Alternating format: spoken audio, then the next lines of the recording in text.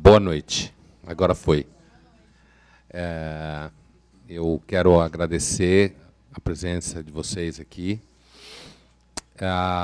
Daqui a pouco eu vou passar a palavra para a Andrea Kogan, que vai fazer uns avisos e tal, como sempre, sobre o que nós estamos fazendo e tal. Essa é uma mesa de abertura de trabalhos do laboratório, né, de Política, Comportamento e Mídia, o Labo, esse semestre. E vão compor a mesa, além de mim, Luiz Felipe Pondé, a Letícia Madeira e o Manuel Fernandes, né, conterrâneo, pernambucano, cabra da peste.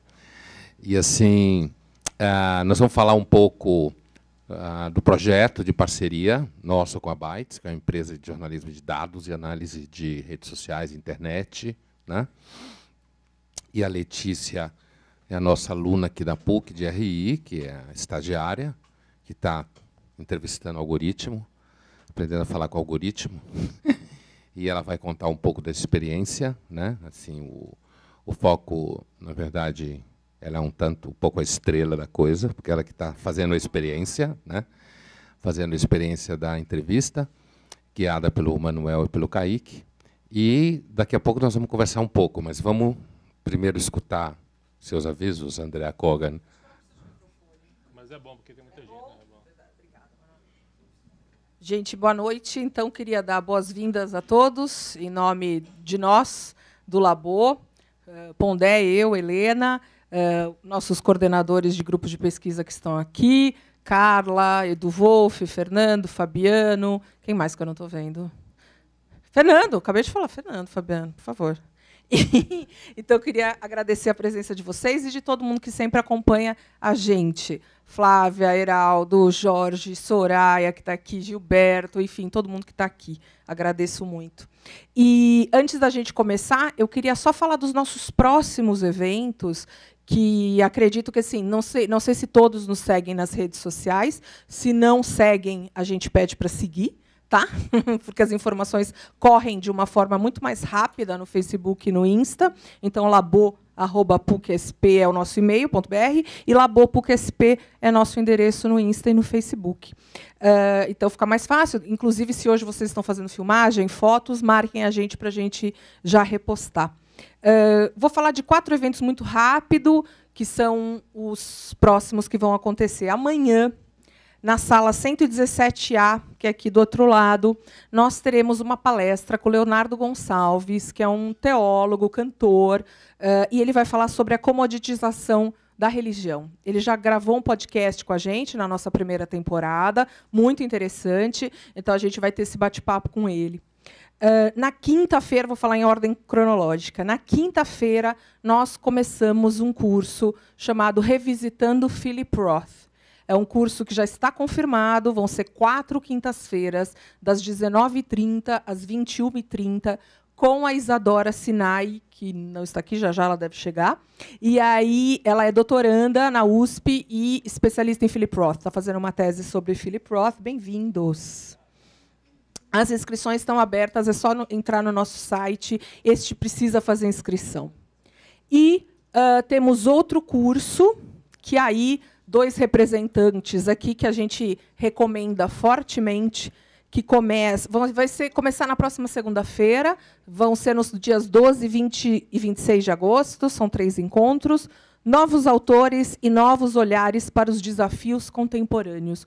Um curso essencial, falando de pensadores vivos, Himmelfarb, Thomas Sowell e Theodor Dalrymple. Quem vai dar aula é o Fernando, o Fabiano e o Luiz Bueno, que não está aqui. As inscrições estão abertas também.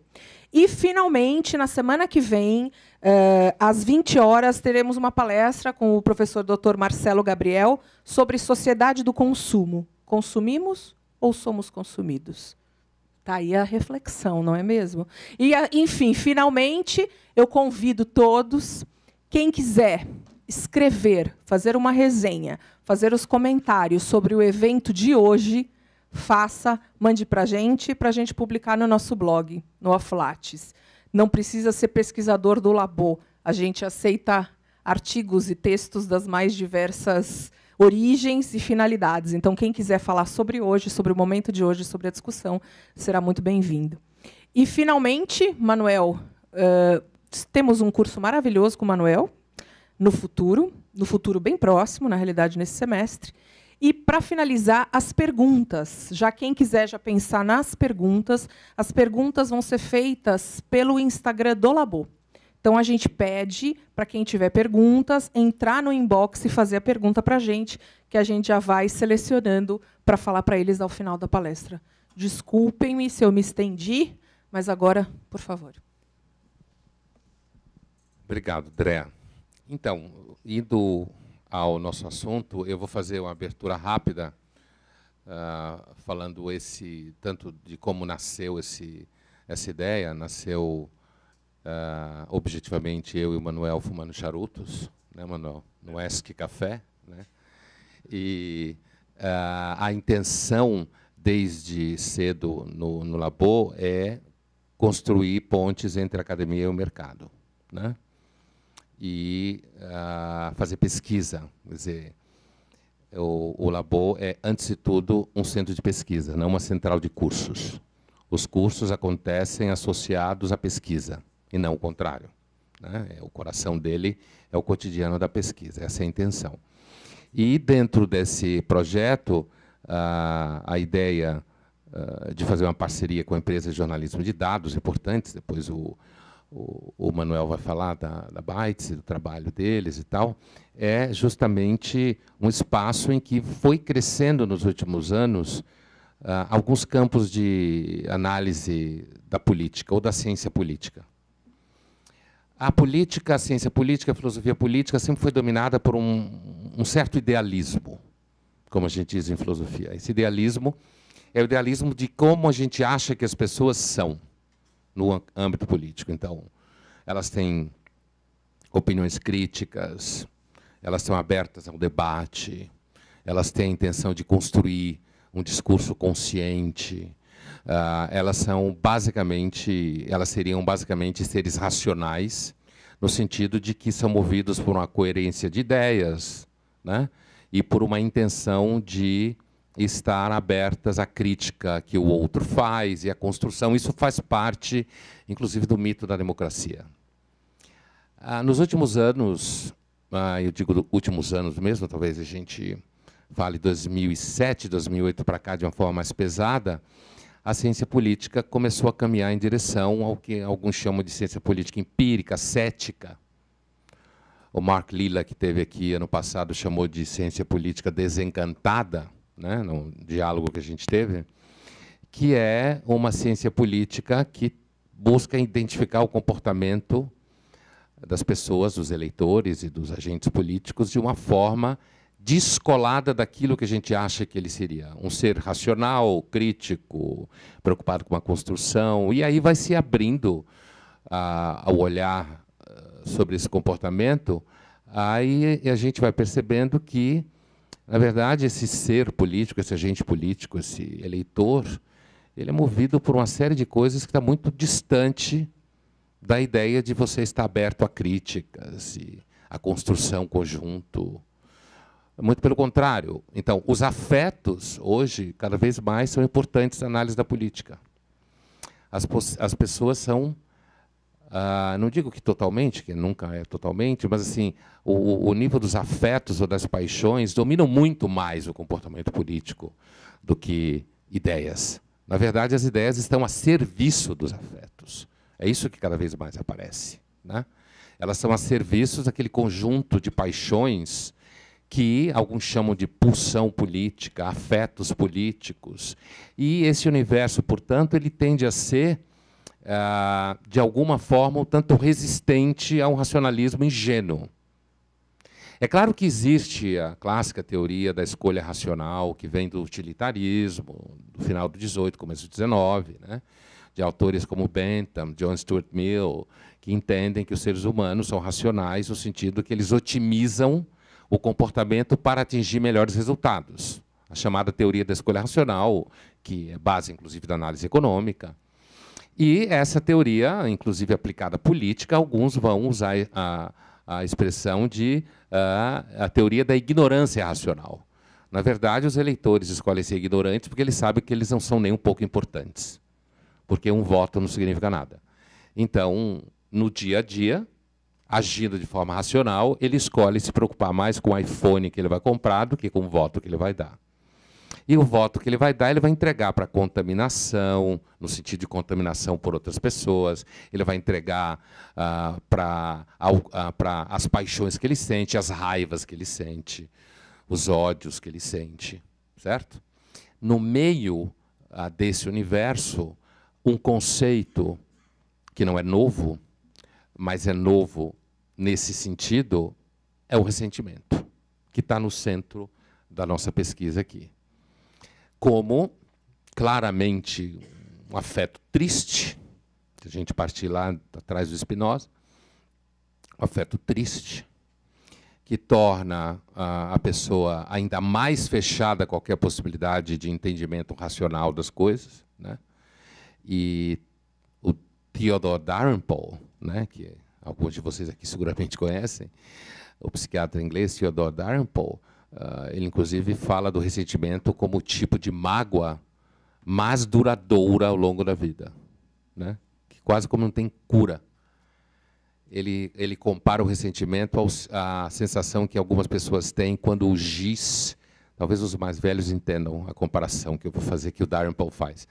Quando o giz na lousa arranha, que era uma coisa que acontecia muito nas escolas antes. Aqui ainda tem lousa? Não, essa sala é inteligente já. Então, o giz da lousa arranhava, ele compara o ressentimento àquela sensação desagradável do barulho do giz arranhando na lousa, né? E que o ressentimento torna a pessoa escrava do sentimento contínuo de que ela é vítima, do sentimento de que os outros não a valorizam, do sentimento de que ela não tem espaço. E o ressentimento, então, vai se constituindo numa categoria de análise do comportamento político, no sentido de que, em que medida ele pode decidir eleições, influenciar comportamentos, né? E isso aí vai se transformando. A atual escola de Frankfurt, né, do Axel Honneth, vem falando de algum tempo do reconhecimento, né, como uma categoria fundamental. Todo mundo quer ser reconhecido. Então, eu quero ser reconhecido na minha identidade de pessoas com cabelo azul. E eu quero direitos porque eu sou uma pessoa de cabelo azul, nesse sentido. Só que o reconhecimento, nesse sentido, ele é muito parecido, muito próximo do ressentimento. E aí eu dou um passo mais para trás, né?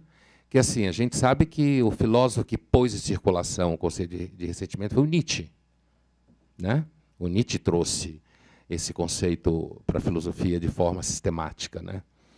E o ressentimento, a gente sabe, na obra nietzschiana, o ressentimento é uma categoria que descreve o afeto das pessoas que se sentem abandonadas pelo universo, sofrem com a indiferença do universo, sofrem com a indiferença dos outros, né?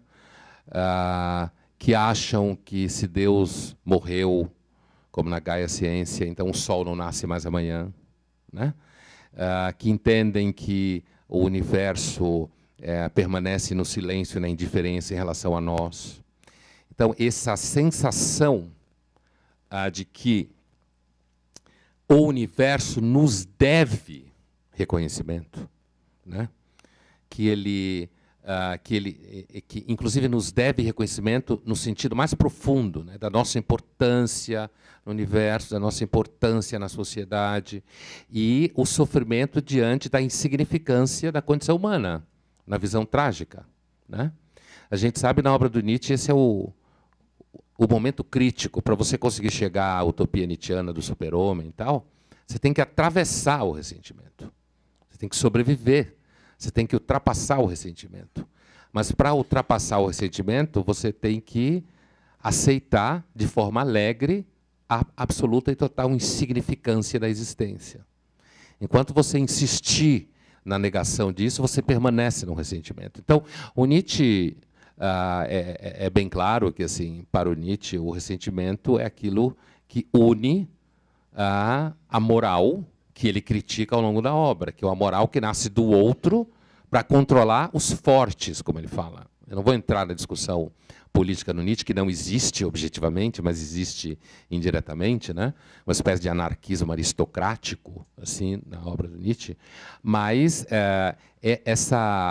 a questão do ressentimento, que está, então, posta numa discussão, como se fala em filosofia, mais ontológica, uma discussão em relação ao ser nosso, em relação ao cosmos, em relação à inexistência de Deus, em relação à perda da fé, né?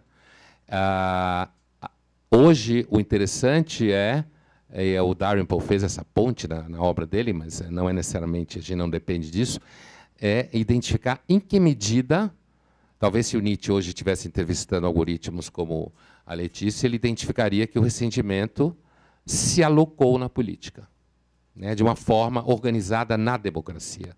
Em que medida o ressentimento impacta a democracia, decide voto, decide eleição e decide para onde vai a sociedade.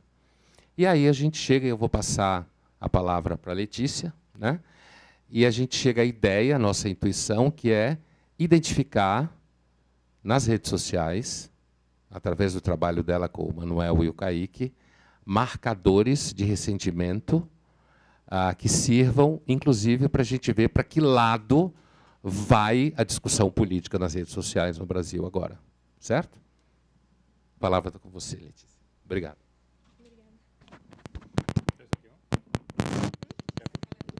Quer levantar? Vocês?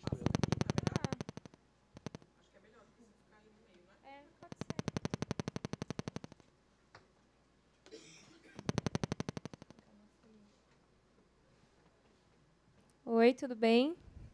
Boa noite. Não, pode deixar. Confortável aqui. Tudo bem? Meu nome é Letícia. Eu sou estudante de Relações Internacionais aqui da PUC. Estou no meu último semestre. E isso aqui que eu vou mostrar para vocês é o resultado dessa parceria que agora fez 1 mês entre a Bytes e o Labo. Tá? Então, vamos lá. Então, assim, primeiro, começando tudo, a gente teve que delimitar, então, o problema de pesquisa e os objetivos gerais. Então, assim, o nosso problema de pesquisa seria, primeiro, entender exatamente o que causa o ressentimento e como ele se manifesta nas redes sociais. Então, o nosso objetivo seria compreender quais são esses temas que o pessoal fala, com traços de ressentimento nas redes sociais. E aí a gente consegue encontrar marcadores para fazer uma métrica e aí buscar compreender o comportamento digital mais amplo, que teria a ver com consumo, né, relação com marcas, com temas midiáticos e eleições também. Para isso, a gente tem uma gama de ferramentas. Isso aqui é 1% do que a Bytes tem. Só que, por enquanto, assim, 1 mês foi isso que eu utilizei, principalmente. A equipe da Bytes me ajudou a entender como é que mexe, né, com essas ferramentas, porque, para mim, primeira vez que eu estou mexendo com jornalismo de dados. E aí eu usei o Sysomos, Google Trends, Spike e o SEMrush. Tá? O Sysomos, você coloca as palavras-chave e ele monitora redes sociais, então Twitter, Facebook, Instagram. O Google Trends ele te dá as buscas do Google e ele fala as tendências em ascensão. Então, se você procura uma palavra, por exemplo, eleição, vai ter lá as buscas mais relacionadas com eleição no determinado tempo que você selecionar. O Spike ele coloca para a gente uma gama de notícias e influenciadores que estão falando sobre os temas que a gente procura. E o SEMrush, que para mim foi uma das mais interessantes, ele mostra as buscas do Google. E aí depois eu vou explicar um pouquinho melhor como é que eu utilizei essas ferramentas e o que apareceu. Então, assim, entendendo que a gente vai falar sobre ressentimento e sobre dados, sobre redes sociais, né, discursos, é importante saber que a gente não julga, a gente analisa dados, porque a gente, como cientista, como pesquisador, a gente precisa ter essa frieza de colocar nossas opiniões pessoais de lado para conseguir compreender os dados que vão aparecer. Tá? Então, a nossa trajetória aqui, nas nossas primeiras análises desse mês, foi, primeiro, a partir de várias leituras. Então, o pessoal da Byte selecionou uma gama de leituras sobre ressentimento, tanto na história quanto na psicologia. E aí tem um relatório muito interessante, que foi o Manuel que encontrou, da Fundação Tite Setúbal, que fala exatamente sobre as tendências políticas agora e qual o perfil dessas pessoas e o que eles estão falando. Depois, diante dessa bibliografia e desse relatório, a gente separou perfis discursivos e algumas palavras-chave, porque, para colocar na ferramenta, você não pode chegar e colocar assim, por favor, quero entender ressentimento e quero todos os detalhes. Você tem que colocar palavras-chave que vão te dar aquilo que você está procurando. E aí, depois, a gente foi para a etapa de, como o Pondé gosta de falar, entrevistar algoritmos. E aí, depois, eu vou também me aprofundar um pouquinho mais nisso. E aí, com isso, a gente conseguiu, pelas primeiras pistas, elaborar uma hipótese, né? Porque faz 30 dias. Então, temos uma hipótese, por enquanto. Tá. Então, assim, sobre ressentimento, o que a gente leu foi muito assim, leituras de cotidiano. A gente leu o livro do Pondé, a gente leu o da Rimple também, e a maioria também foi leituras de psicologia, né? Porque, para entender o discurso, se ele faz parte do espectro do ressentimento ou não, a gente precisou ir bem a fundo, né? Então, primeiro, a gente separou essa visão do Nietzsche, que o Pondé até citou também, que é isso: o homem do ressentimento não é ingênuo, tampouco sincero e verdadeiro consigo mesmo, sendo que o esconderijo é o seu lugar seguro em um intuito de supostamente diminuir-se e humilhar-se. Então, assim, o que eu encontrei em psicologia foi, basicamente, assim, é uma pessoa que ela sente que a sociedade está em dívida com ela, e ela... Só que, assim, é um foco meio abstrato.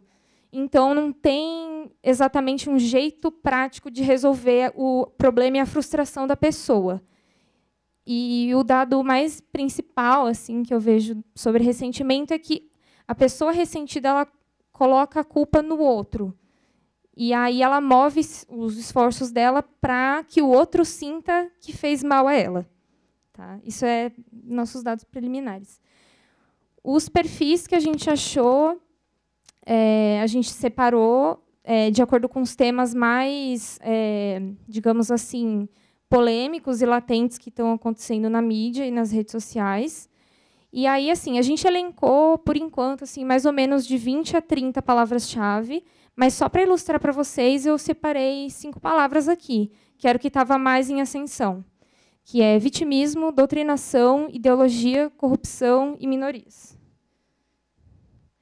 Então, assim, quando a gente coloca essas palavras nas ferramentas, elas vão mostrar, por exemplo, se você coloca corrupção, vai aparecer coisas muito interessantes como estou cansado de corrupção, ou aplicativo que resolve corrupção, como monitorar corrupção.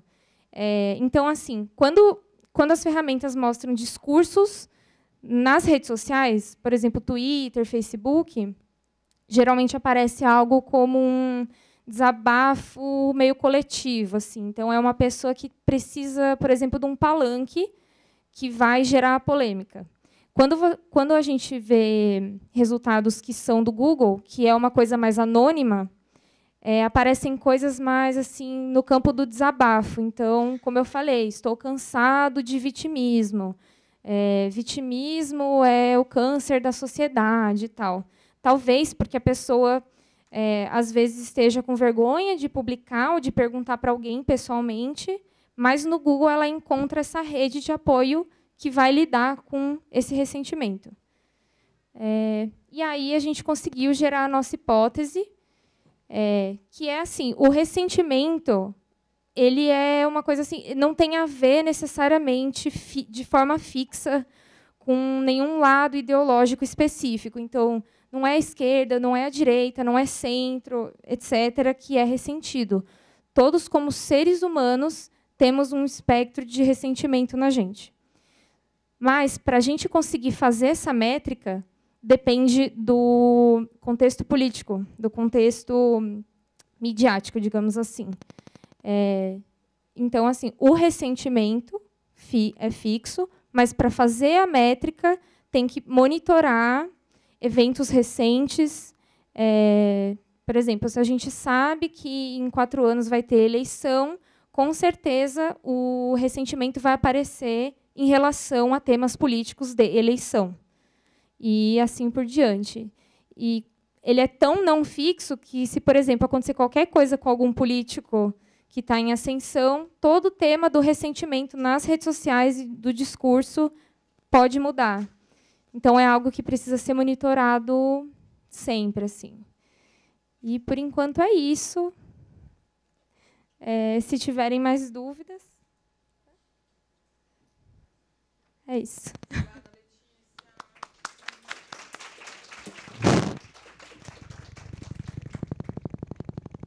Então, é isso. Ela começou há 30 dias, né? Está estreando na pesquisa. E, então, agora, eu vou passar a palavra para o Manuel, que eu sempre agradeço a presença e a parceria, Manuel, para você nos falar um pouco mais disso daí. Não, perfeito. Você tem o microfone. Eu tenho o microfone, eu sou privilegiado. É autônomo. Então, boa noite a todos. Lá na Bytes, eu só preciso fazer uma pequena apresentação do que é a Bytes, para vocês entenderem o que nós fazemos. Eu não sou nem o Pondé, nem a Letícia, então eu preciso me apresentar. Na verdade, eu sou o Manuel Fernandes, eu sou o sócio da Bytes. A empresa ela existe há 13 anos, é uma empresa que é uma empresa formada por pessoas do calibre de Letícia. Letícia se incorporou recentemente ao nosso time lá. E a gente sempre teve uma admiração muito profunda pelo trabalho que o professor Pondé faz na sua atividade educacional, na sua atividade midiática. E a gente, numa conversa com o professor Pondé, como ele colocou, a gente entendeu que tinha um caminho a percorrer juntos. E por que isso ficou muito latente para a gente? Nesses 13 anos, a Bytes passou a olhar todo o ecossistema de informação digital que existe hoje no Brasil. Então, os softwares que a gente tem, a gente consegue acessar qualquer base de dados, tudo que for público, obviamente. A gente consegue acessar essas bases de dados, trazer essa informação para dentro de casa, interpretar esses dados e gerar informação para os nossos clientes. Então, na verdade, a Bytes é uma empresa que gera respostas. Você tem uma pergunta e nós damos as respostas, a partir do que a gente encontra no mundo digital. Não só em redes sociais, mas, como a Letícia falou, em mídia, em Google, essas coisas todas. Nesse aprendizado, nessa trajetória, nós descobrimos que existem 2 dimensões dentro do mundo digital que, às vezes, se conectam, mas normalmente elas estão em paralelo. Uma é o que é a rede social, onde eu gostaria de ser, aquilo que eu gostaria de ser. E outra é o Google, onde efetivamente você quem é. Então, o Google ele é muito mais verdadeiro do que qualquer rede social. E em 2014, especificamente, a gente começou a analisar a política brasileira dentro do mundo digital. Em 2014, um deputado, que era um deputado do baixo clero, dá uma entrevista em novembro, logo após o segundo turno, ao Estado de São Paulo, e diz o seguinte: eu sou de direita, serei o candidato da direita em 2018 e não tenho vergonha de ser de direita. Aquele dado ali para a gente chamou muita atenção. Então, nós passamos a acompanhar, dentro do nosso trabalho, acompanhar aquele deputado. E aquele deputado, obviamente, é o presidente Bolsonaro. E nós passamos a olhar o que acontecia com ele. Então, ele chegava nos cantos, nos aeroportos, em todo lugar, as pessoas correndo atrás dele, desesperadas, lotando o aeroporto, e a gente começou a ficar impressionado. No ano passado, quando ele se anunciou candidato, e aí a campanha começou, nós dissemos, ele está no segundo turno. Por quê? Hoje, olhando em perspectiva, a gente identificou que o que movia o candidato Bolsonaro naquela época nas conversas que a gente teve com o Pondé, isso ficou muito claro, era uma dose de ressentimento nunca antes vista nesse país. Né? Era um ressentimento que estava guardado e armazenado. E aí você olhando numa perspectiva muito clara, se você pegar desde a redemocratização até hoje,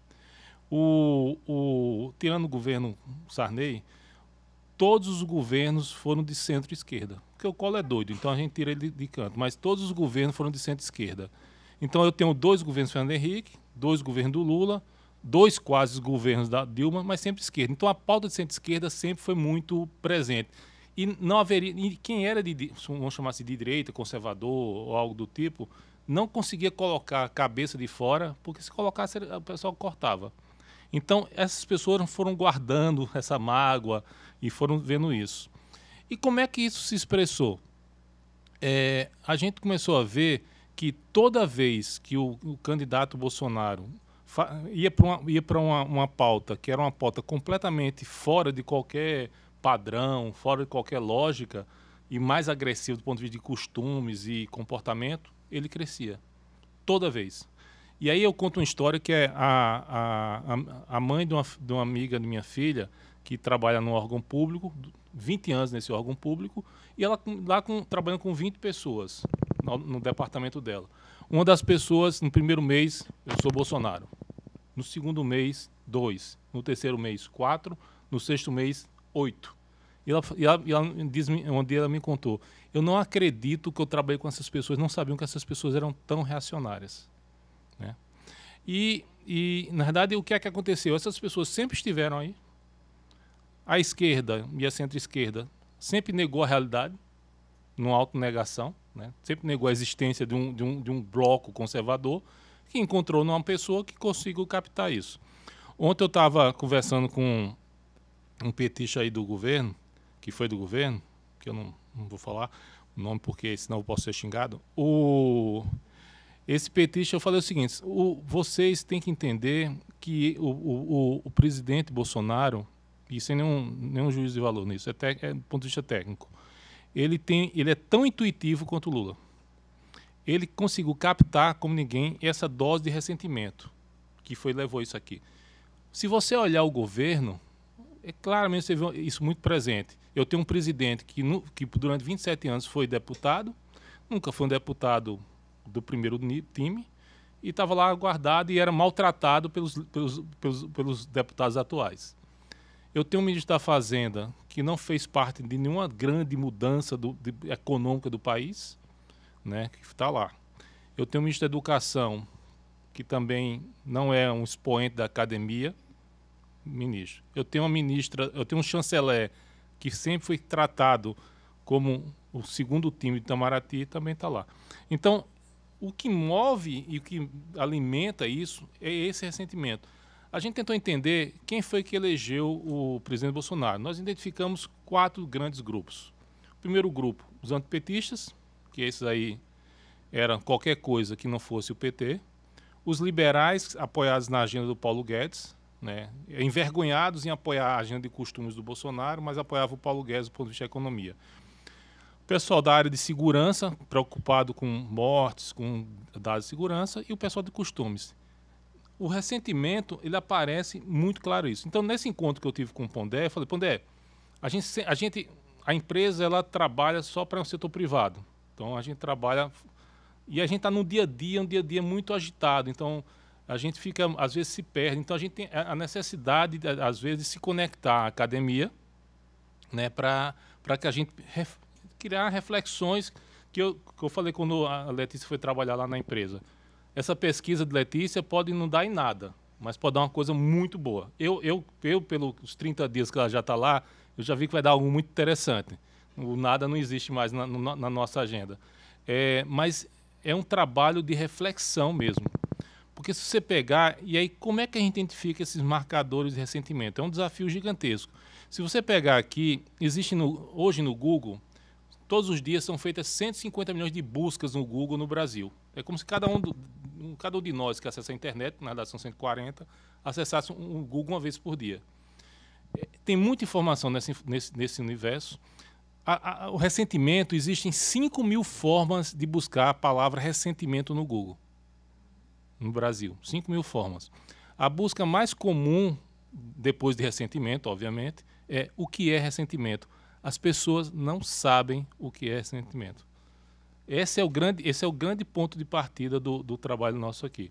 O desafio da Letícia é um desafio muito interessante, porque apesar dela estar dentro da empresa, fazendo tudo que a gente faz, ela tem que ter uma disciplina, e isso ela vem demonstrando com bastante maestria, de pensar, refletir, estar em conversas aqui com a Andréa, porque a gente acredita que este homem médio que tomou o poder por meio do presidente Bolsonaro, este homem médio é um homem altamente ressentido do ponto de vista intelectual, do ponto de vista econômico, do ponto de vista pessoal, afetivo até.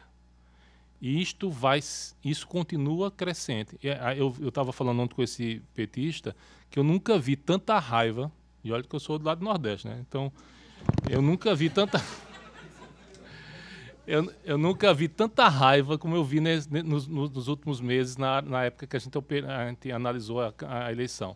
Era muito ódio, muito ressentimento, que chegava ao ponto de eu chegar na sexta-feira em casa, ficar completamente assim, cansado, porque o que eu vi ali nunca vi em lugar nenhum. Entendeu? Então, a internet para a gente foi esse grande desafio. Então, esse projeto e aí todo o mérito à PUC, ao professor Pondé e à Andréa, que é a combinação de o ferramental da ciência política e da filosofia junto com o software, né, junto com dados. Nós passamos agora a entrevistar, a base já entrevista há muito tempo algoritmos. Agora a gente vai entrevistar com objetivos seguintes: onde estão, quais são os pontos e os hubs de ressentimento que a gente vai identificar na rede. Então é basicamente isso. A gente está muito feliz com essa parceria. A gente acha que a gente tem outros acordos com outras universidades, mas a gente está muito empolgado com essa do Pondé, porque a gente acha que o Pondé é mais assertivo do que outros. Ao contrário como um amigo meu que é nordestino, que eu falei, você é papel de embrulhar prego, né? Porque ele é muito grosso com as pessoas. Ele falou, não sou papel de embrulhar prego, eu sou assertivo. Então é isso. Tá, obrigado. Então, agradeço a André, agradeço ao Pondé e fico muito feliz que Letícia esteja lá no nosso time.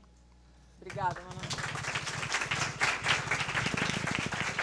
Manoel. As perguntas, então, podem ser feitas pelo Instagram, pelo inbox do Instagram, podem ficar à vontade. A gente vai começando aqui. Enquanto eu espero mais perguntas, a gente pergunta para o professor Pondé quando que foi exatamente o momento de interesse, esse marco do começo de estudo de ressentimento neste século. Olha, como eu estava dizendo, o tema do ressentimento aparece de forma mais sistemática no final do século XIX, com a obra do Nietzsche, né? O tema do ressentimento ele aparece na medida em que, nos últimos 20 anos, se começa a estudar o vínculo entre afetos e política. E o estudo de afetos e política, isso é um lento processo em que você vai desviando, como eu dizia no começo da minha fala hoje, você vai desviando o centro da análise do comportamento daquilo que seria racional, crítico, coerente, aquela imagem do homem idealizado, para a percepção de que a vida política ela é muito mais uma experiência dominada por essas ondas sombrias que falava a Letícia e o Manoel, no sentido dos afetos tristes, né? Do sentimento de inferioridade, do sentimento de raiva, de que o mundo deve a você. Então, eu diria que o ressentimento ainda é um tema razoavelmente novo, no sentido de não estar constituído como uma categoria sistemática de análise do comportamento. A psicologia já pensa o ressentimento há mais tempo, é claro, como experiência psicológica, como experiência psicopatológica, né, como dificuldades de amadurecimento, né, no âmbito da psicanálise em geral, da psicologia em geral. Mas a percepção de que o ressentimento pode determinar a vida na democracia, no sentido de que é aquele sentimento, aquele esconderijo que fala o Nietzsche, do homem médio, né, desse homem médio que falava o Manoel, você não tem uma data específica, como você nunca tem data específica para as coisas que são importantes, né? Mas isso é a categoria começa a circular de análise, eu diria, seguramente, na política, não tem mais do que 5, 6 anos. né? O reconhecimento começa aos 15 anos com o Axel Honneth, que é o atual, digamos assim, líder dos frankfurtianos, essa virada em direção a uma análise do comportamento na política sem o universo das ideias, sem as ideias gerindo. Então, é claro que, do ponto de vista da filosofia, você tem aí toda uma tradição que, inclusive, passa ao longo do 18 e 19 pelo romantismo, por aquilo que o Algeia Berlin fala nas raízes do romantismo, aquele filósofo liberal do século XX, né?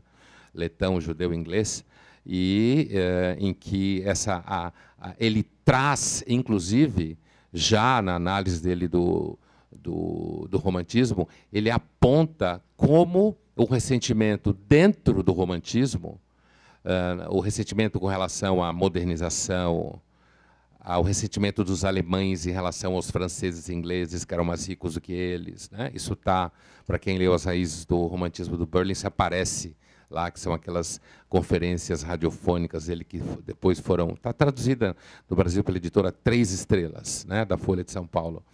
Ali aparece a ideia do ressentimento dentro do romantismo como uma característica importante da reação ao avanço moderno, né? O sentimento de que você está retido atrás, que ele vai identificar nos alemães que estavam atrasados em relação aos franceses e ingleses no processo de modernização, inclusive por conta do fato de que ficaram retidos por uma, digamos assim, uma manifestação tardia das guerras religiosas. As guerras religiosas já tinham devastado a Inglaterra, já tinham devastado a França, e a famosa Guerra dos 30 Anos, que foram muito mais do que 30 anos, e acabou em empate. 1648, o Tratado de Westfália, que nunca existiu, na verdade, mas que acabou se constituindo numa espécie de mito do nascimento do Estado moderno. Então, eu diria assim, o importante, do ponto de vista da nossa pesquisa, é a possibilidade de reunir ferramentas de software para identificar concretamente como que esse ressentimento está se organizando no discurso das redes sociais. E ver como ele vai crescendo, porque, para nós, ainda hoje, e eu encerro a resposta com isso, ainda hoje, a gente pode ouvir descrições da vida democrática que não levam em conta, é o mais comum, que não levam em conta esse comportamento dos afetos políticos, que entendem, por exemplo, que de fato, as pessoas se reúnem para discutir ideias e política. De fato, elas se reúnem para criticar umas às outras de forma construtiva. Que, de fato, elas estão preocupadas em saber o que o outro pensa para mudar a sua opinião.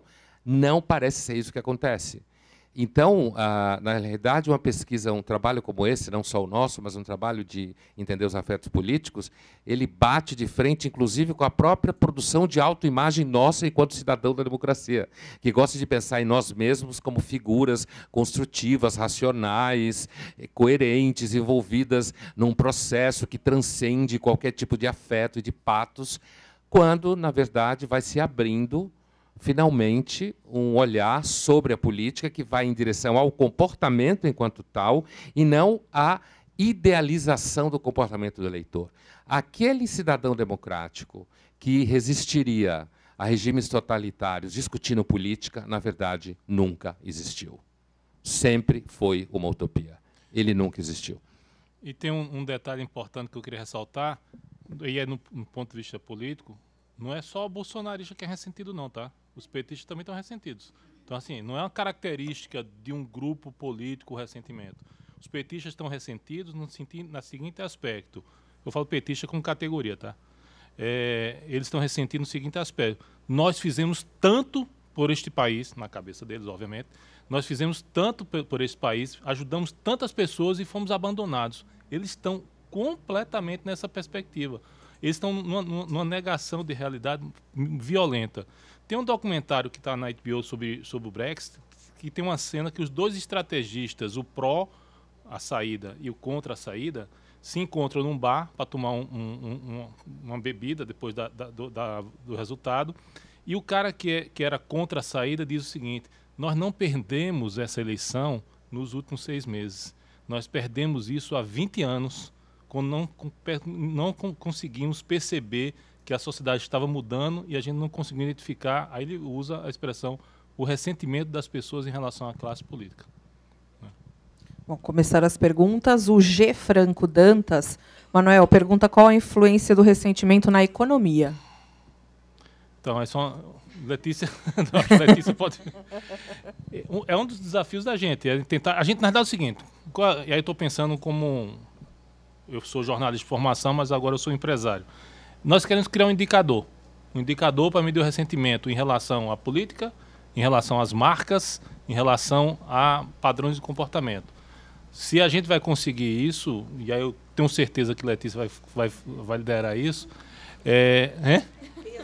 a Letícia tá. A Letícia vai conseguir organizar isso.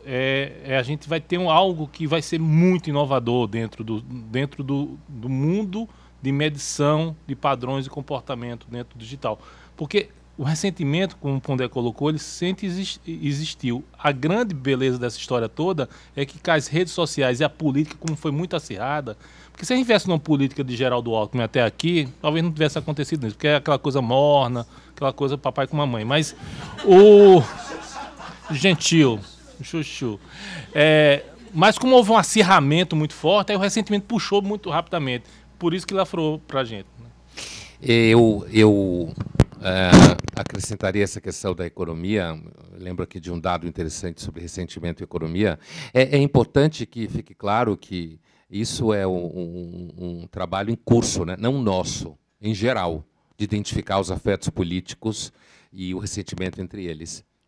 Mas eu me lembro de uma apresentação que eu assisti há talvez 6 meses atrás, no máximo, já no período pós-Brexit. Então, você falou do Brexit, você me lembrou, que aparece exatamente o ressentimento como causa de pessoas que votaram a favor da saída.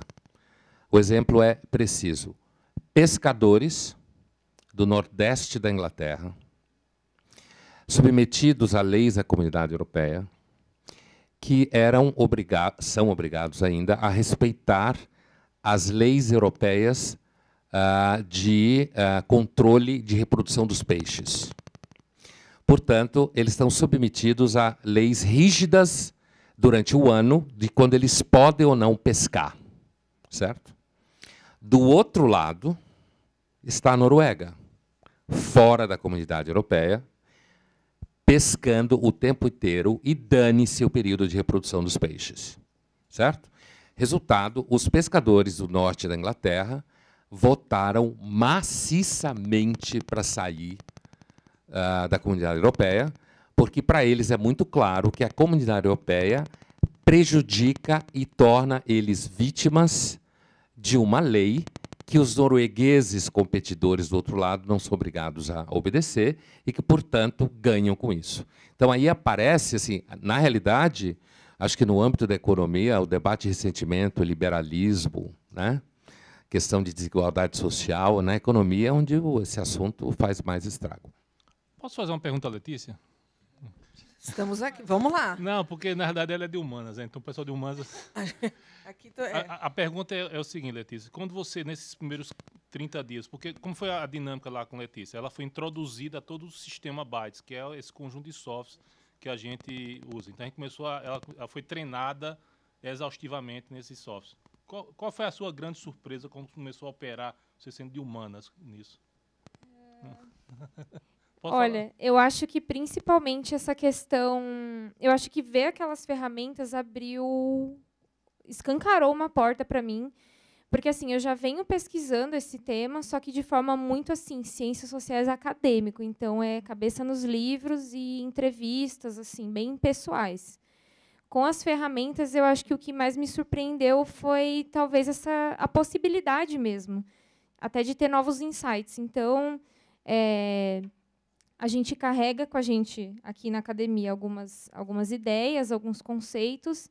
Quando a gente vai para essa vida real, nas mídias sociais, que é uma vida real meio, às vezes, né, inventada também, que é um dado importante, eu acho que eu fiquei surpresa com a possibilidade. Então, eu pensava algumas coisas, quando eu comecei a pesquisar, eu tive 500 outras reflexões ali, novas, que deu para começar a fazer.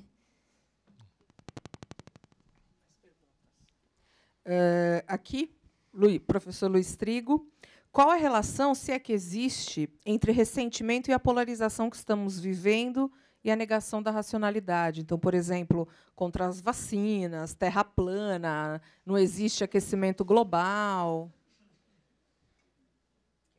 Pondé, pelo amor de Deus, essas coisas. Essas coisas são muito complexas. Ô, conterrâneo. Não, essas coisas. Então, olha, acho que assim, em relação à polarização, como bem disse o Manuel há pouco, e a Letícia também, acho isso muito importante, que é sair do espectro ideológico, de achar que, por exemplo, afetos tristes, como o ressentimento, seria uma característica de um espectro ideológico específico, né? Acho que isso é bem importante, né? O sentimento de desvantagem, de falta de reconhecimento, de que o outro está sempre melhor do que você, de alguma forma.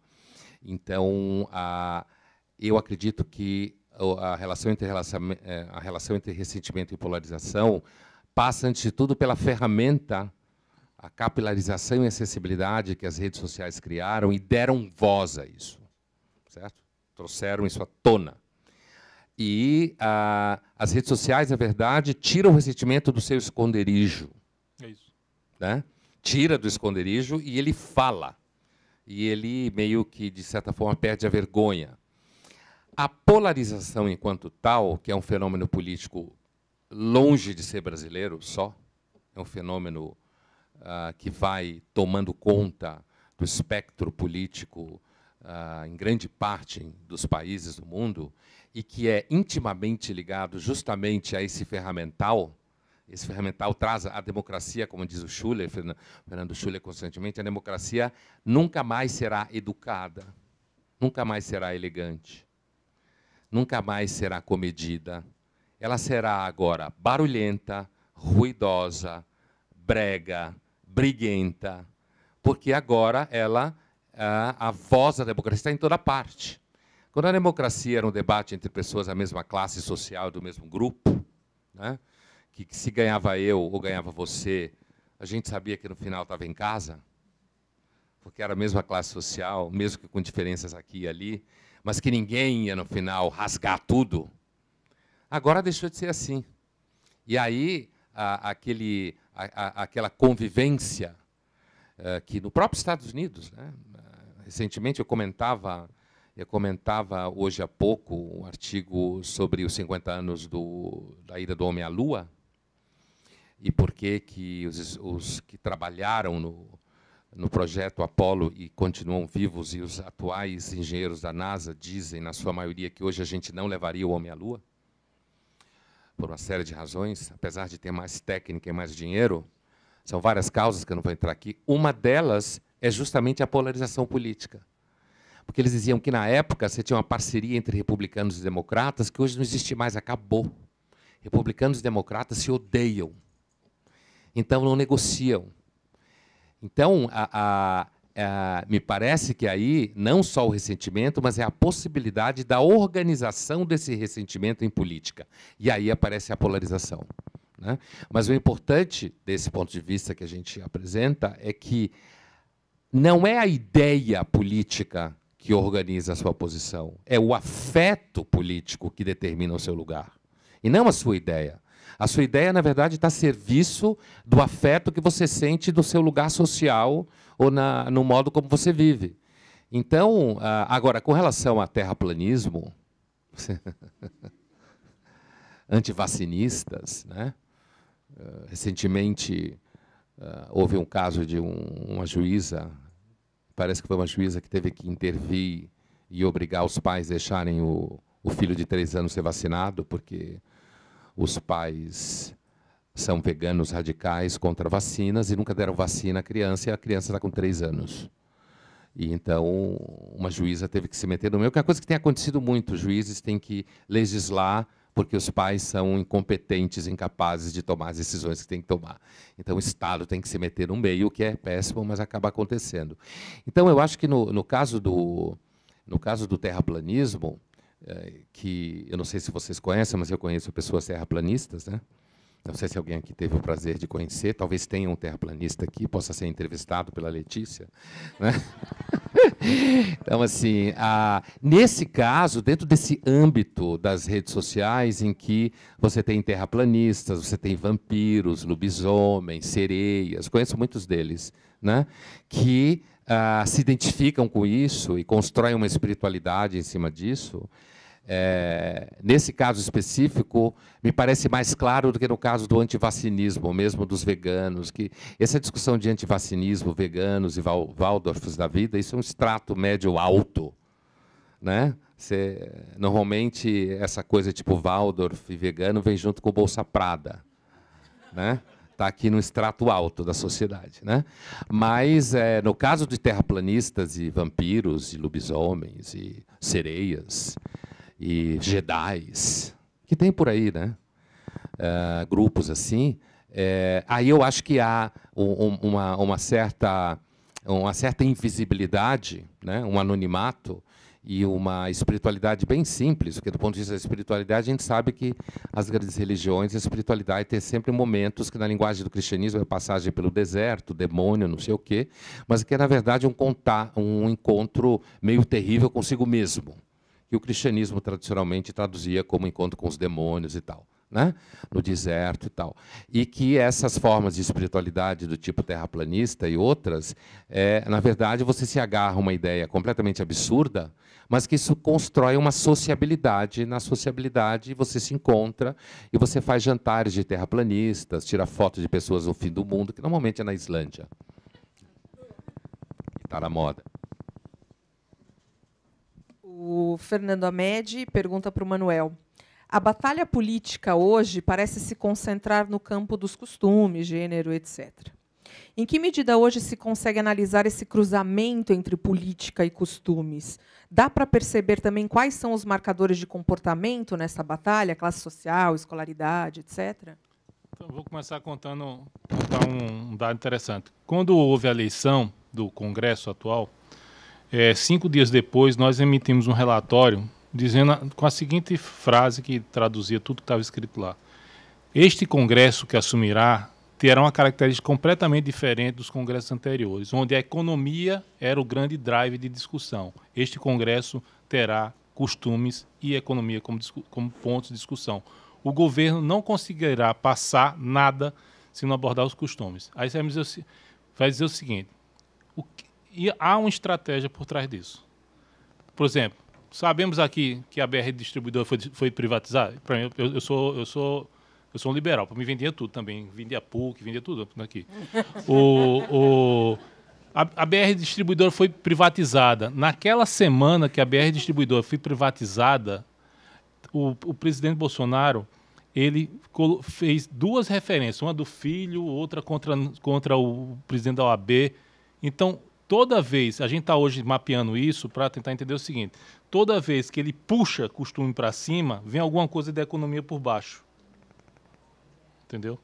A gente está tentando buscar essas correlações. E é claro isso. Em todos os grandes eventos de economia dos últimos meses, o costume vem aqui. Então, o costume hoje está sendo utilizado como uma estratégia para aprovar uma pauta liberal. Então, assim, a gente enxerga muito isso, muito claramente lá nas pessoas. E é engraçado que é o seguinte: o Pondé estava falando agora, e a vantagem de estar num ambiente como esse de vocês é interessante, que, na verdade, ele falando agora do ressentimento, eu pensei assim: o ressentimento, o pressuposto do ressentimento é a negação da negociação. E sem negociação não há atividade política. Se eu não consigo negociar ressentido. Entendeu? Por isso que a frequência, enquanto nos governos anteriores a gente tinha picos de crise, a crise é uma constante nesse governo. É importante porque não consegue ter outro modo de operação. Porque ao baixar a frequência, ele vai precisar negociar. É tudo que ele não quer. Entendeu? Tudo que esse governo não quer. Porque esse governo está conseguindo tudo que ele quer, minha gente. Ele conseguiu aprovar uma reforma da Previdência. Vocês já viram, eu sou um pouco mais velho que Letícia aqui, mas vocês já viram na história do Brasil gente sair na rua para pedir privação de direito? Na reforma da Previdência temos que passar.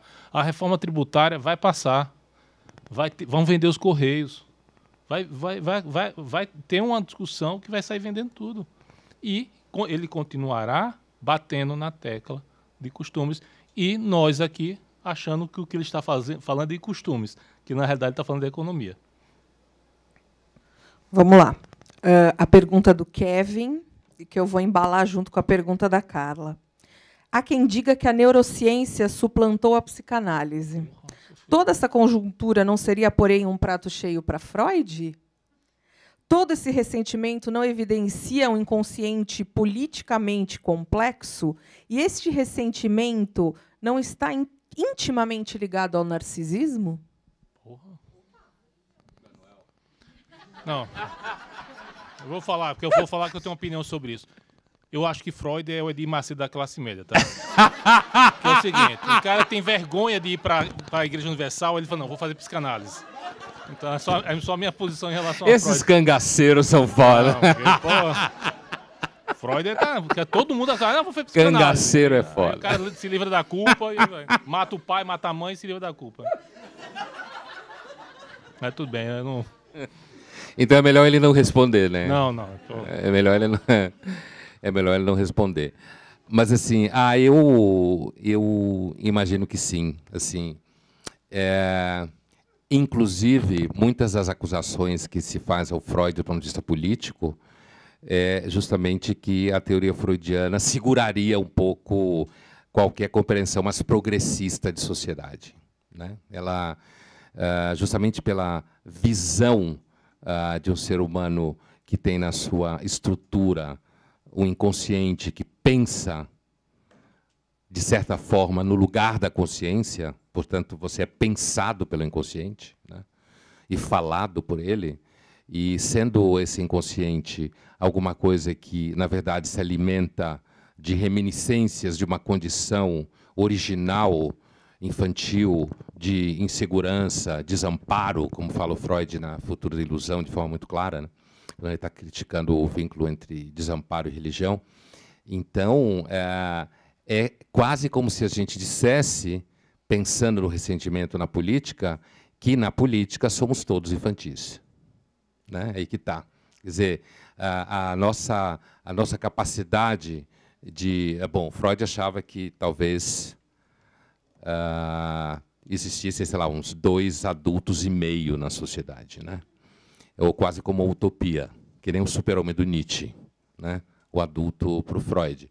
Mas e aí o vínculo com o narcisismo, né? Bom, também me parece que é uma relação muito grande, porque se a gente pensar que o narcisista, não que a gente precise ir nesse lado, mas assim, pensar que o narcisista, no fundo, é alguém que é mais frágil psiquicamente do que uma pessoa normal, digamos, não narcisista.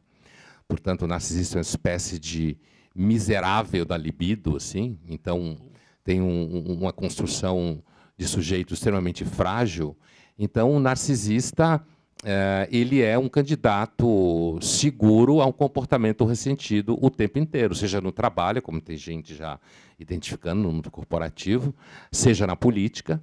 Então, me parece que, não pensando uma psicanálise da política, mas assim, a psicanálise, e aí vai, inclusive tem diálogos com correntes mais à esquerda, correntes mais à direita, mas eu acho que é como se a gente dissesse, a partir do Freud, que a política é um dos territórios, e eu acho que isso fazia com que o Freud fosse muito desconfiado dos debates políticos, né?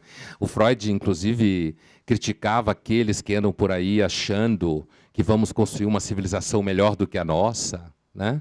Ou uma civilização onde não há sofrimento, né? Como alguma forma meio infantil de realidade, essa acusação que se faz muitas vezes ao Freud, de ser, nesse sentido, de certa forma, conservador, né?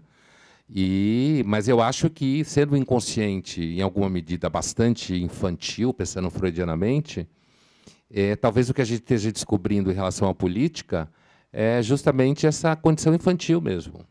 E a condição infantil funciona bem na polarização, né? Assim, porque a condição infantil dá certezas para você. Talvez uma das formas de você deixar de ser infantil é você perder certezas, né, e ter tanta clareza com relação a algumas coisas. Você quer falar mais do Adir Macedo? Não, é só uma percepção de vida só, em relação a Freud. Vocês já pensaram, tem outra teoria, vocês já pensaram se toda a teoria de Freud é equivocada? Né, tem uma história ocidental completamente equivocada, entendeu? É só isso. É só.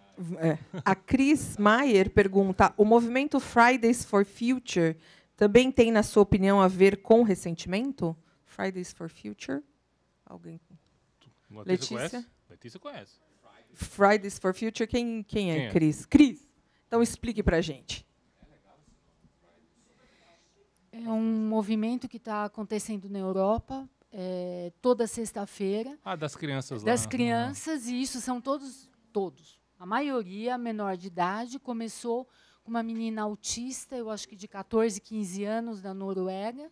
E aí, pensando em ressentimento, né, se nessas crianças já haveria o ressentimento, ou se isso é um espelho talvez da nossa sociedade. Por isso me chamou a atenção.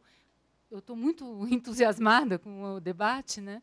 E ressentimento me parece que precisa de uma história de vida para a gente estar ressentido, né? E essa é uma garotada, né, que está reivindicando algo. Obrigada. Olha, eu não sabia que isso chamava-se Friday for Future, nem que se reuniam em Friday, né? Friday é um dia da maldade, na verdade, a sexta-feira, né? Um dia do futuro. A minha impressão com relação a essa ideia de crianças servindo como uma espécie de projeção de um futuro melhor é que o ressentimento está nos adultos, que constroem essa ideia acerca dessas crianças. Constroem, e isso, inclusive, me parece que muito hoje das patologias todas que descrevem em relação aos jovens, depressão, diminuição do desejo, inclusive sexual, né, crise de constituição de identidade, isso seguramente deve estar vinculado a muito das projeções que os próprios pais fazem sobre os filhos. Então, eu não sei, talvez eu esteja largamente enganado, mas a ideia de que você possa construir uma ideia de futuro em cima de crianças, né, me parece um adulto querendo dizer que ele é tão puro e tão legal quanto aquelas crianças são. Quando, na verdade, a possibilidade de você pensar o futuro a partir de crianças não significa que as crianças não sejam importantes, seja o que for. Mas a impressão que eu tenho desse movimento que você falou, que eu não sabia o nome, é de uma espécie de infantilização dos próprios adultos em projetarem sobre as crianças isso. E quando você pede, por exemplo, para jovens de 15, 16 anos emitirem opiniões sobre as coisas, é quase uma vergonha, porque quando você tem 15, 16 anos, você não sabe nada.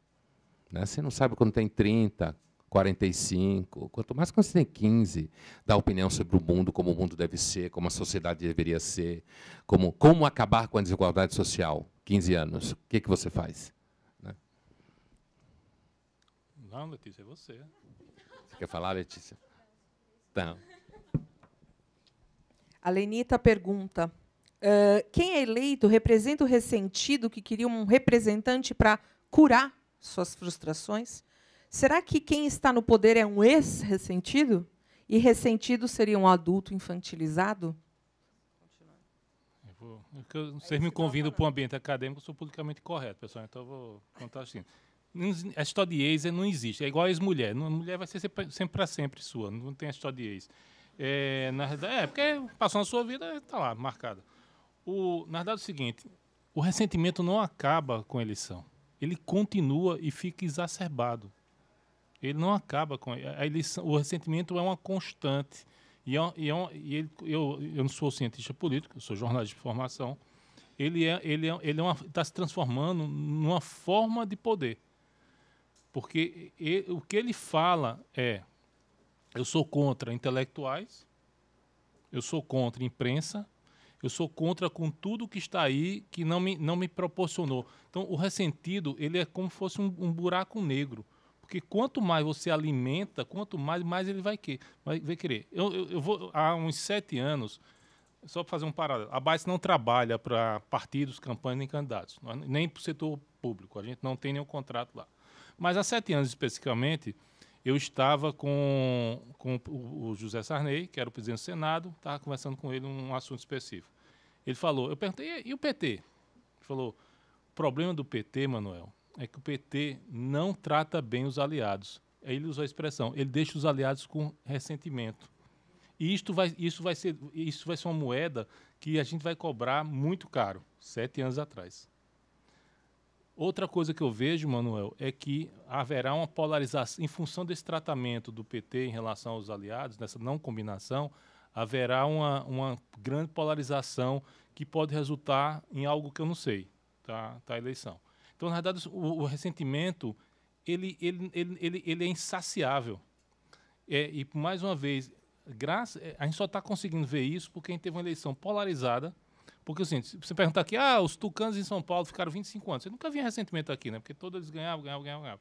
Mas a gente, quando tem uma polarização, fica muito claro o ressentimento de um lado e de outro. Né? Ele é um sentimento até mesquinho, mas que as pessoas não estão pouco preocupadas. As pessoas não estão preocupadas com o país. Eu não vejo essa preocupação. Estou preocupado. As pessoas, eu moro na Vila Madalena. Eu vou contar, isso é bem simples. Coitadinha. Eu moro na Vila Madalena. Mas moro até distante da confusão. Eu participo dos grupos lá de moradores, na Madalena, então estou falando de pessoas de classe A, né? Reclamando. Barulho, inferno, bar, essas coisas. Um dia eu falei assim, pessoal, vamos fazer o seguinte, num dos grupos. Não adianta reclamar da prefeitura, porque já deu. A prefeitura não vai resolver nosso problema. Ou a gente sai à rua, faz um protesto, e aí, como classe média fazendo protesto é muito bonito, porque quando a polícia vem dar porrada em classe média, gera imagem, fica tudo bonito na Globo. Então, assim, ou a gente faz isso, ou a gente vai para a realidade, porque se ficar aqui nessa dose de ressentimento aqui dentro do grupo, não vai adiantar nada. Ninguém fez. Então, as pessoas estão pouco se lixando com a comunidade. O brasileiro, eu estou vivendo, eu vim do Nordeste, então eu consigo falar de vocês e lá do Nordeste. O sentimento de solidariedade que eu tenho 50 anos, que eu vi há muito tempo, eu começo a... Não sei se eu estou um pouco viciado por tudo que eu estou vendo na internet, mas eu começo a entender que ele está ficando desgastado entre as pessoas. Aquele sentimento de proteção, aquela rede de proteção, começa a ficar muito desgastado. E isso, o ressentimento explora tudo isso. O ressentimento é uma erva daninha, né? E que tem na internet o seu grande adubo. O Fabiano Mina Theodore Dalrymple, né, só lembrando, ele fala o seguinte, em geral parece que se fala muito em ressentimento alocado ao tal homem médio, entre aspas, ao povo, e isto vindo de analistas e intelectuais políticos. Mas não estaria o ressentimento neste grupo intelectual também, e não parece um tipo de elitismo intelectual que lembra o iluminismo francês? O povo nós não. Isso é Pondé, tudo essas coisas com Pondé. Não, nem me chama para isso. Só podia ser o Fabiano Dalrymple. Fabiano Dalrymple. Não, veja, quando a gente falava aqui e o Manuel trouxe essa coisa do homem médio, a representação, assim, vocês devem ter visto aquela manifestação recente do Bolsonaro, em que ele fala alguma coisa tipo assim, vocês têm que aceitar que quem ganhou essa porra fui eu. Todo mundo deve ter visto essa cena, né? Beleza. Mais ou menos assim, né? Vocês têm que aceitar que quem ganhou essa porra fui eu. Né? Falar assim, hoje em dia, para algumas pessoas, escutar um presidente ou alguém que fale assim, é quase você poder respirar um ar puro. Alguém publicamente dizer, quem ganhou essa porra fui eu, entendeu? E, inclusive, em 2016, eu cheguei a falar disso aqui num curso ano passado, de natureza humana, eu citei esse caso, de uma pesquisa com eleitores do Trump, nos Estados Unidos, mostravam como eleitores do Trump se identificavam com frases que eram politicamente incorretas e mal educadas. A possibilidade de você dizer quem ganhou essa porra fui eu é libertadora para muita gente. Né? Mesmo que você não necessariamente goste de ouvir palavrões. Né? É como se existisse uma certa autenticidade. Eu acho que a ideia do homem médio, daí, não é necessariamente só um homem médio no sentido de classe média. Inclusive porque o intelectual é classe média. Se a gente for falar em termos econômicos, o intelectual é classe média, média, média, média. Então, está na condição de classe média. Mas esse homem médio, que pode se ver representado, seja pelo Trump, ou pode se ver representado pelo próprio Bolsonaro, é um homem médio em que eu não acho que seja médio unicamente no sentido de classe média de salário, ou de condição social em que ele se encontra. Ele pode ser uma pessoa que tem muito dinheiro, mas continua sendo um homem médio no sentido de que ele acha, especificamente no caso do Bolsonaro, de que você não pode mais falar o que pensa, não pode dizer publicamente, não pode articular ideias, porque hoje você está dominado pelo politicamente correto. Agora, especificamente em relação aos intelectuais, ao mundo acadêmico aos intelectuais, eu recentemente li uma obra que acho que não existe em português. Não existe em português. O Fernando me mandou uma foto. Eu não conhecia ela em português. Que é uma obra que se chama Past Imperfect, do historiador Tony Judt, em que ele analisa a intelectualidade francesa entre 44 e 56. Na verdade, ele vai mais longe que isso. É claro que o grande protagonista é o Sartre. O Sartre é o Emmanuel Mounier, aquele personalista cristão, existencialista, e a Simone de Beauvoir, como ele chama no livro, Madame de Beauvoir, né? Mas existe todo o contingente ali ao redor. E nesse livro fica muito claro, e ele inclusive chega a citar o Sartre como alguém que a vida inteira combateu um sentimento de inferioridade. Era feio, como todo mundo sabe, muito baixinho, de um estrabismo divergente terrível, né? Numa época que isso era difícil de ser tratado, então tinha cara de sapo, né? Por causa do estrabismo divergente, né? E de uma família absolutamente insignificante da região da Alsácia e da Lorena, e de uma família que não tinha assim um prato cheio para a psicanálise que ele gosta, né? Relação entre pai e filho.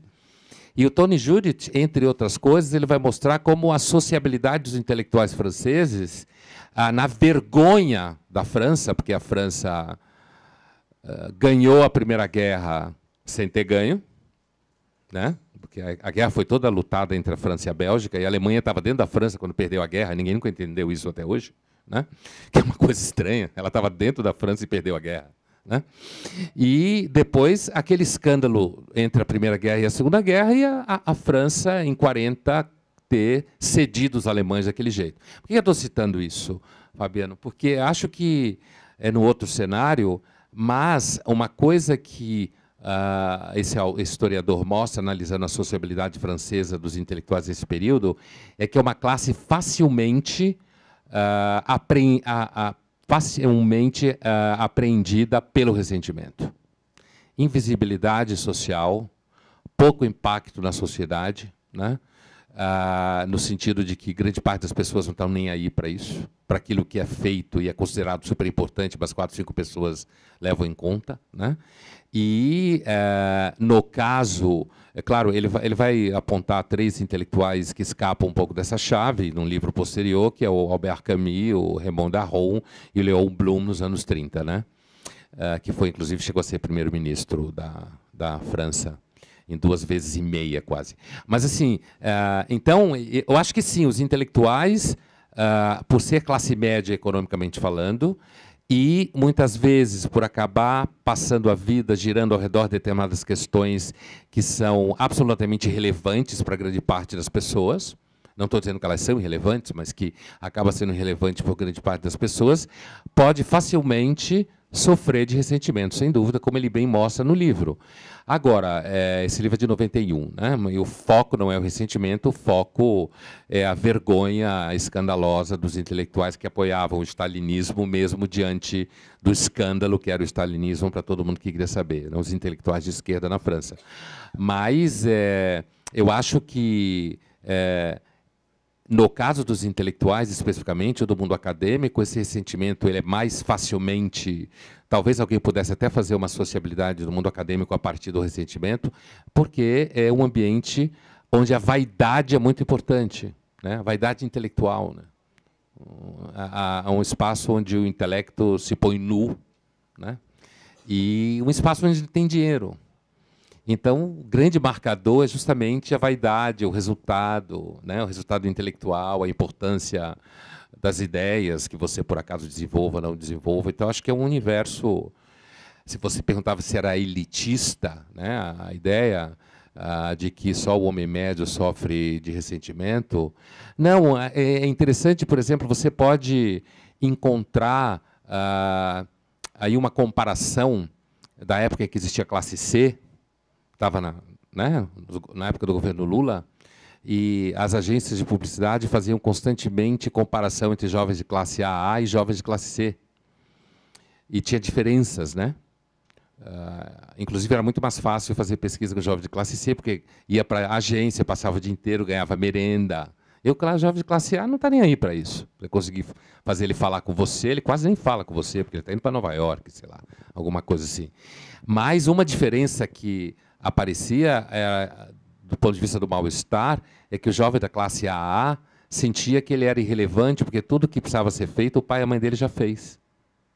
Então, ele não podia realizar nada no mundo, porque ele era rico, ele tinha dinheiro para 5 gerações. Então, muitos deles iam, sei lá, fazer documentários sobre pobres, bandidos, entendeu? Para encontrar algum tipo de relevância para a vida dele, né? Então, não acho que seja, não. Agora, é claro que, se você fala, por exemplo, do Rust Belt dos Estados Unidos, aqueles que perderam emprego para a China por conta da destruição da indústria do aço nos Estados Unidos, que gera ressentimento em grande escala, mas é claro que a potência econômica preserva você um pouco disso, de alguma forma, no sentido de que, pelo menos economicamente, você pode estar bem, né? Mas não é um problema tipo, no sentido de ser elitista e falar, não, a classe média sofre de ressentimento. Apesar de que sempre se relacionou a classe média a uma forma de ressentimento, né? No sentido de, tipo, os muito ricos sabem que não é importante ter valor nenhum porque tem dinheiro, os muito pobres sabem que nunca vai ter valor nenhum porque não tem dinheiro, e a classe média está no meio. Não tem nem muito dinheiro, mas tem algum dinheiro, não se diferencia por isso, então se diferencia pelo meu pai, a dignidade do meu pai, não sei o quê. Né?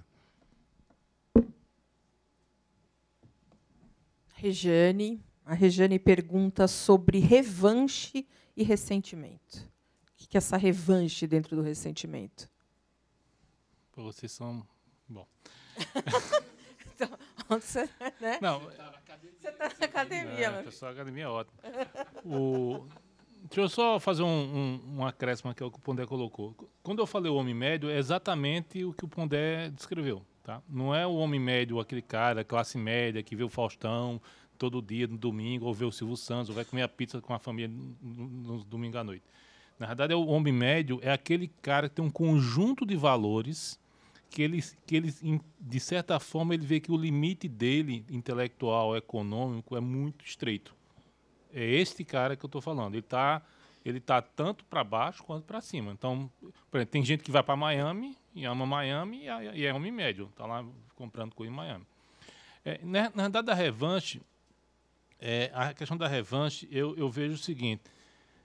A revanche ela não é uma consequência do ressentimento. Porque, como eu falei, o ressentimento é algo tão forte, que ele cega o grupo específico, ele cega esse grupo e você não consegue montar, porque a revanche pressupõe estratégia. Entendeu? Eu preciso ter uma estratégia para reagir. O ressentimento é fígado puro.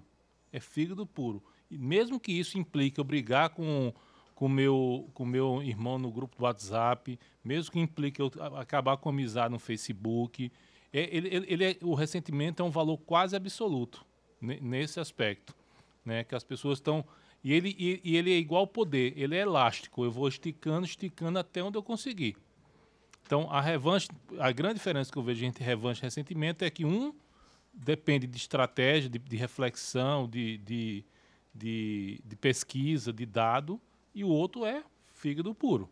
Isto que é perigoso. E o que é mais louco é que as democracias do mundo todo foram testadas e não conseguiram conter isso.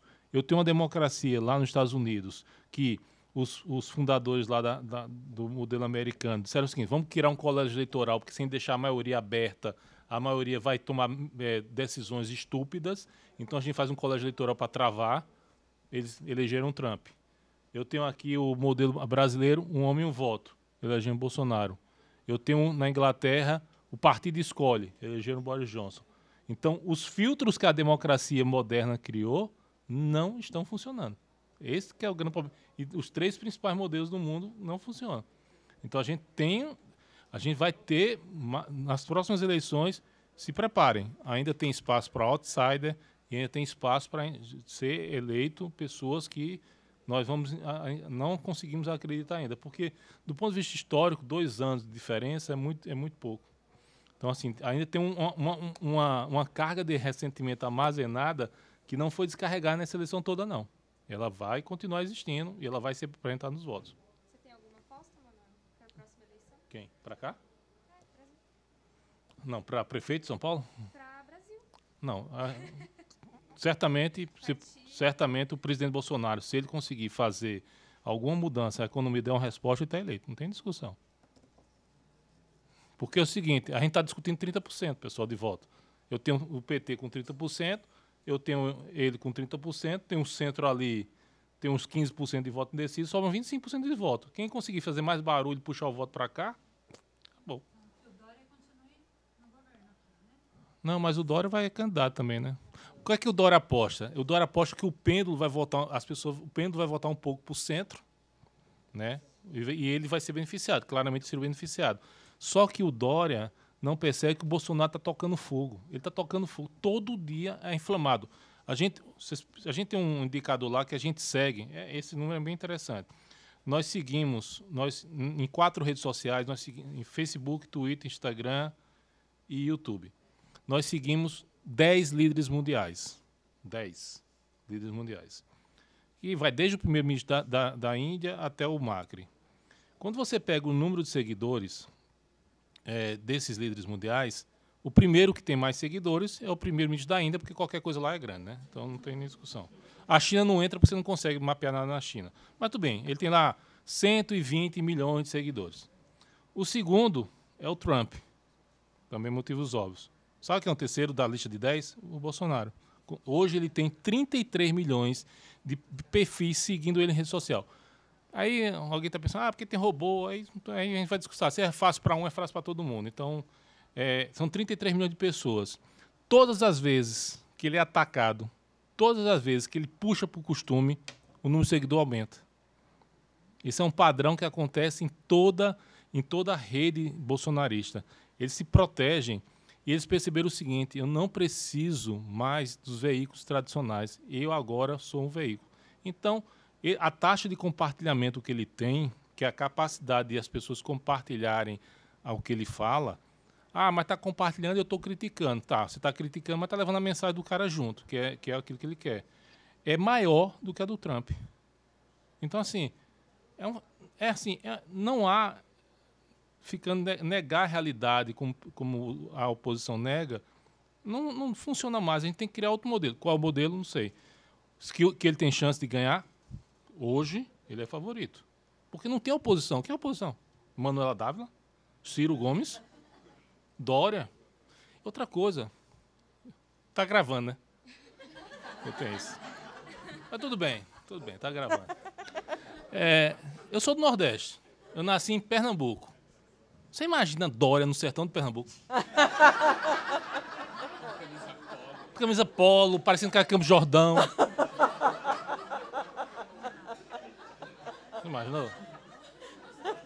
Então, assim, Dória assim, é um bom político, é esperto, né?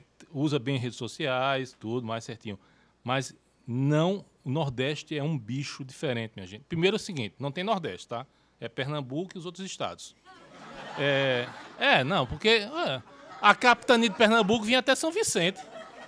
A capitania de Pernambuco vinha até São Vicente. Acreditando na autodeterminação dos povos, liberamos vários estados. Aí nasceu Alagoas, Sergipe, aquelas coisas. Periferia, Mas o Nordeste é muito diferente, entendeu? O Nordeste é muito diferente. Você tem que entender o Nordeste. Não pode achar que o Nordeste é algo único, né? Como o Sul não é. Como você diz, não, a Moca é igual à Vila Madalena. É completamente diferente. Então, assim, tem um desafio muito forte em relação ao Nordeste. E hoje, quem está na liderança dessa lá é o Bolsonaro. O Bolsonaro, ele só não ganhou dentro do sertão, onde ainda tinha um recall do Bolsa Família, do PT, muito alto. Mas na franja do Nordeste, nas capitais, ele ganhou. Ele só não ganhou em Fortaleza, porque o Ciro Gomes ganhou lá. O resto ele ganhou. Então, assim, ele é um candidato muito forte, porque ainda o antipetismo é muito forte ainda. As pessoas querem distância do PT. Né? O Lula e o PT achou que eles eram parte de um novo... não, eu entrei agora no clube da elite brasileira, eu vou ficar aqui, que sou bonzinho. Não é assim, nunca foi isso.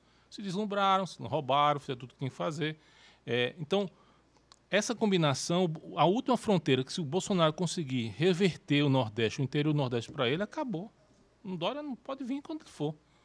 Um candidato forte contra ele, Luciano Huck. Se Luciano Huck tivesse entrado nessa eleição, ele tinha o segundo turno com o Bolsonaro. Ele não... Não, aí tudo bem. Mas assim, o Luciano Huck, ele tem porque o Luciano Huck entra na casa das pessoas todos os sábados. Ele é um membro da elite que consegue dialogar com as camadas mais pobres. Ele é um candidato forte. E tanto é que ele está se movimentando, né? Então ele não está. Caminhando já para o Jorge pergunta: o ressentimento não está na política desde a revolta da esquerda contra o capitalismo e as elites? Foi longe. É bom que o Manuel falava que a gente não pode identificar o ressentimento com o espectro político. Assim, o que eu queria, aproveitando essa pergunta, pelo menos para fechar a minha participação, assim, que ficasse claro para vocês que isso é uma pesquisa. Isso é um processo, né? Ainda razoavelmente novo, em que, do ponto de vista do ambiente específico, que é o ecossistema das redes sociais, você tem uma pesquisadora, que é a Letícia, perseguindo certos marcadores. Então, não tem uma resposta definitiva, como nunca tem para nada que importa, resposta definitiva. Mas eu acho que é possível... se a gente pensar retroativamente, imaginar que as revoltas do surgimento da esquerda e do sindicalismo, que foi a esquerda que o Marx conheceu, ela tivesse alguma dose de ressentimento, mas acho que é uma diferença. Talvez a diferença que existe entre se você pensar, por exemplo, na esquerda do Lenin e na esquerda de hoje, né? A esquerda soviética, bolchevique, acho que o conceito de ressentimento ele cabe mais no universo de pessoas que se apequenam, como diz o próprio Nietzsche. Os bolcheviques, eu acho que é difícil aplicar o conceito de ressentimento para eles, porque, inclusive, eles não se apequenavam, inclusive, na violência. Se você colocasse qualquer membro da esquerda atual, que é americana, na frente dos bolcheviques, a esquerda atual fazia xixi nas calças, em 2 minutos. Totalmente. Esse debate de costumes, de gênero, que domina o universo da esquerda hoje, se comparasse com a esquerda que o Marx conheceu, né, e com a esquerda posterior, que fez a Revolução Bolchevique, eu acho que a categoria de ressentimento, mesmo que a gente possa dizer que o ressentimento está presente quando você acha que alguém tem mais do que você, a forma, inclusive, como o Nietzsche foi desenhando esse conceito, ele não é só simplesmente raiva do outro porque o outro tem mais. Tem um processo de apequenamento, de auto-humilhação, né? Um processo de insegurança negado. Enquanto que os bolcheviques estavam longe disso. Os bolcheviques passavam por cima de todo mundo, né? Eles pintaram o 7, assim como o próprio Marx pensava, né? O Marx histórico, né?